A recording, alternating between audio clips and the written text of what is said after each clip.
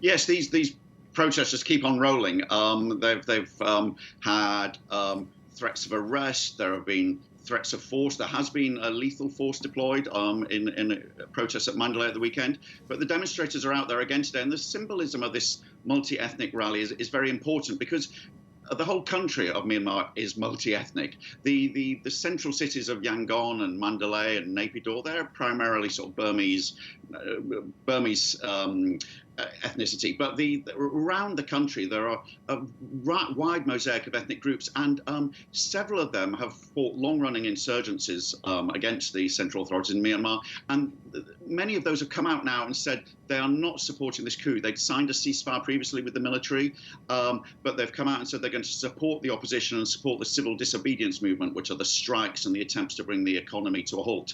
So for the military junta now, they have a real problem on their hands. They don't just have the demonstrators in the main cities, which is their sort of ethnic heartlands, but across the country in smaller areas, they have groups here who maybe are not going to sort of go back to open warfare, but are going to support the opposition, and it's really going to stretch the military's resources and the military's ability to cope. So this rally you're seeing today of different ethnicities, there's an important message here, and it's kind of like the junta's greatest fear, really, is sort of seeing all these different factions come together in opposition. Meanwhile, Philip, Indonesia's foreign minister was expected to visit Myanmar. We're now being told that won't happen. What more can you tell us? Yes. A leaked document from the Myanmar government that was reported in the media had indicated that the Indonesian foreign minister would visit tomorrow in an attempt to start some sort of mediation process. Now, this immediately brought out protesters on the streets, including outside the Indonesian embassy, sort of saying any trip to Myanmar would, at the moment, if you're mediating with the military, would indicate that you recognise the military as a party to mediate with.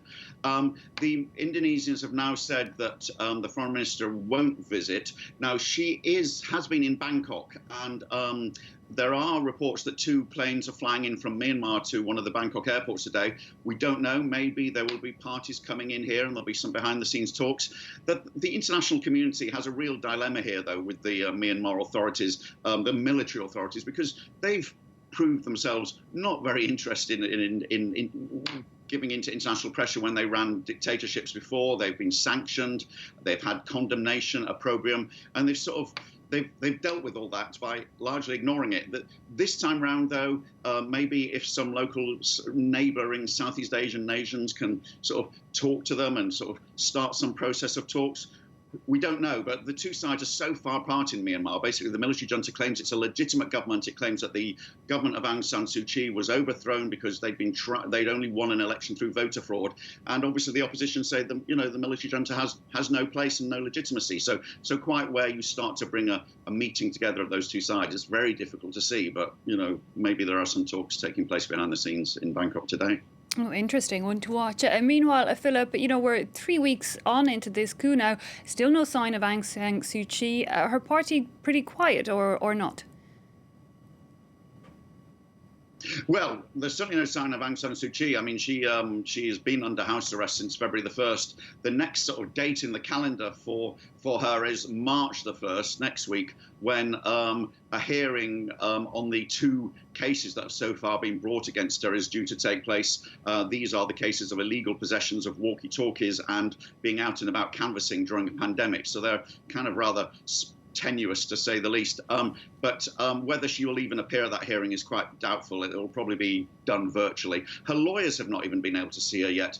Her party, the NLD, yes, they and the protesters on the streets are not always on the same page on everything. And so, there are some differences behind the scenes there. But at the moment, Suu Kyi not been cited. We have just heard word being passed on through party officials that she's supposed to be well, but we really don't know. So, I mean, this is the woman who her party won a crushing victory in November in the elections, and the new parliament was due to sit on February the 1st, the day the military staged the coup. She has not been seen since.